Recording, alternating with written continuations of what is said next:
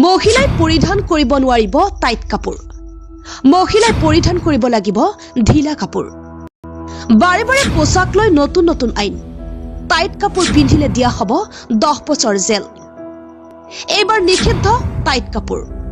যৌৱন কালৰ পাছত যুৱতীয়ে ঢাকি ৰাখিব লাগিব চুলি। মুছলমান যুৱতীৰ বাবে হিজাব পৰিধান কৰা বাঞ্ছনীয়। শৰীৰৰ অংগ স্বতঃস্ফুট নহবৰ বাবে পিন্ধিব লাগিব দীঘল ঢিলা কাপোৰ।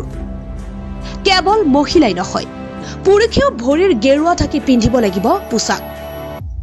ইৰাণ সংসদত নতুন ড্ৰেছ কোড সন্দৰ্ভত বিধেয়ক গৃহীত।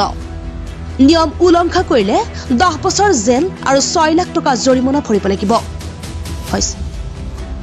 ইৰাণ চৰকাৰে শৰীয়ত নিয়মৰ আধাৰত প্ৰস্তুত কৰা এক ড্ৰেছ কোড সম্বন্ধীয় বিধেয়ক গৃহীত কৰিছে। এতিয়া এই বিধেয়কখন গাৰ্ডিয়ান কাউন্সিল নামৰ ধৰ্মগুৰুসকলৰ এটা দলে গৃহীত কৰিব লাগিব আৰু তাৰ পাছতেই বিধেয়কখন আইনত পৰিণত হ'ব। বিগত বৰ্ষৰ পৰা ইৰাণত হিজাবক লৈ বিতৰ্কৰ সূচনা হৈ আহিছে। হিজাবৰ বিৰুদ্ধে হাজাৰ হাজাৰ মহিলাই ৰাজপথত প্ৰতিবাদ কৰিছিল।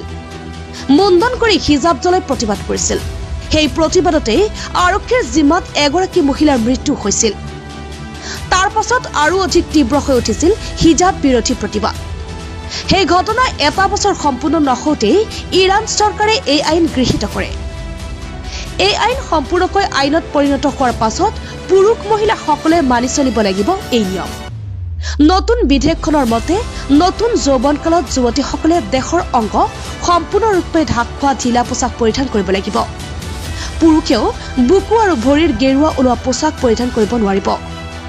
নিয়ম উলংঘা কৰিলে 10 বছৰ জেল আৰু 6 লাখ টকা জৰিমনা বিহা হ'ব। যিসকলে নিয়ম ভংগকাৰীক সমৰ্থন কৰে তেওঁলোকেও জৰিমনা ভৰিব লাগিব।